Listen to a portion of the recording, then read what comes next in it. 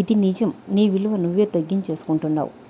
మీరు నమ్మినా నమ్మకపోయినా ఈ వీడియోలో నా మాటలు కొంచెం కటుగా వినిపించినా ఇది నిజం.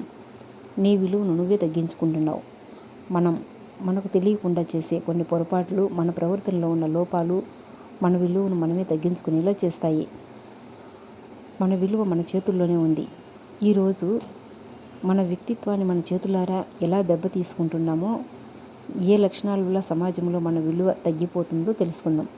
ఈ లక్షణాలు కనుక మీలో ఉంటే ఈరోజే మార్చుకోండి. 1. ఎక్కువగా మాట్లాడటం.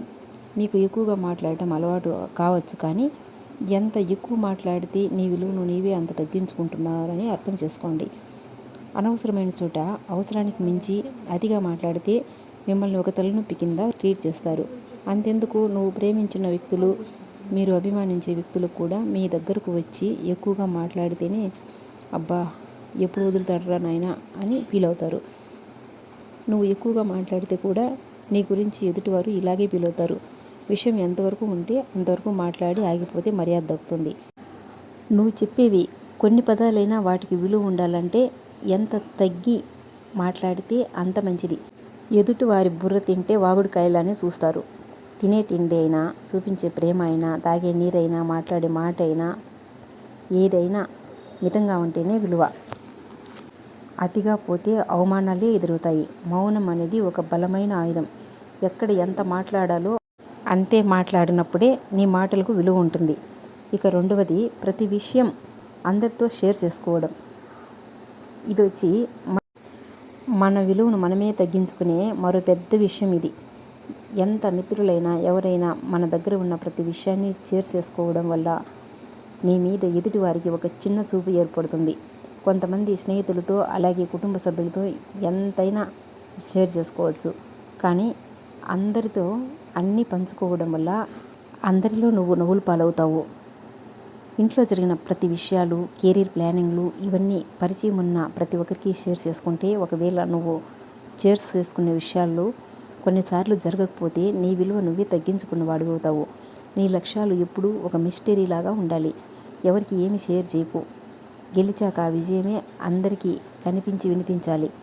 ఇక 3, ప్రతిసారి ఎదుటివారి అంగీకారం మరియు అభిప్రాయం కోసం వెయిట్ చేయడం. నువ్వు ఏదైనా చేయాలనుకుంటే దాని గురించి సలహాలు తీసుకోవడం తప్ప వారి అంగీకారం కోసం వెయిట్ చేయకూడదు. ప్రతిదీ అందరికీ నచ్చే, అందరి అంగీకారంతో జరగాలి అంటే మీ అభిప్రాయానికి విలువేముంటుంది?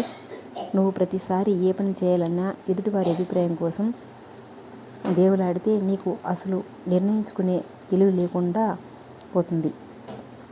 జనాలు ఎదుటివారి చేతిలో టీవీ రిమోట్లా ఉండకూడదు. పనయ్యాక టీవీ రిమోట్ని పక్కన పెట్టేసి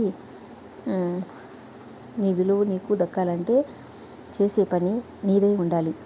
నువ్వు తీసుకునే నిర్ణయం నీదై ఉండాలి. అంతేకాని కనిపించిన ప్రతి ఒక్కరి అభిప్రాయం కోసం, అంగీకారం కోసం ఎదురు చూసుకుంటూ కూర్చుంటే నేను కనీసం 4గా కూడా గుర్తించను. మర్యాద ఇవ్వని వారిని భరించడం.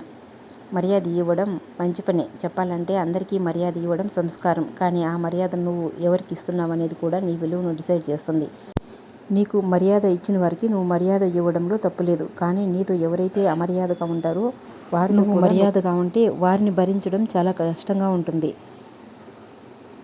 మర్యాద పొందడం అందరి హక్కు కూడా, కానీ మర్యాద ఇవ్వని జనాలను భరించడం నీకు అవసరం లేదు. ఒకవేళ నువ్వు అలానే ఉంటే నిన్ను ఒక చేతకాని వాడిలా చూస్తారు. ఇక 5వ విషయం, అతి మంచితనం. ఇది చాలా ప్రమాదకరం. మంచిగా ఉండడం మంచిదే, కానీ ఇది గుర్తుపెట్టుకోండి, మనమున్న సమాజంలో ఎవరైతే అతి మంచిగా ఉంటారో వారిని అమాయకులు అంటారు. ఎవరైతే కొంచెం ఘాటుగా, చెడ్డగా ఉంటారో వారిని తెలివైన వారు అంటారు. కానీ అందరినీ చెడ్డగా అనలేము. ఒకరు గడ్డి తిన్నారని అందరూ తినలేము కదా.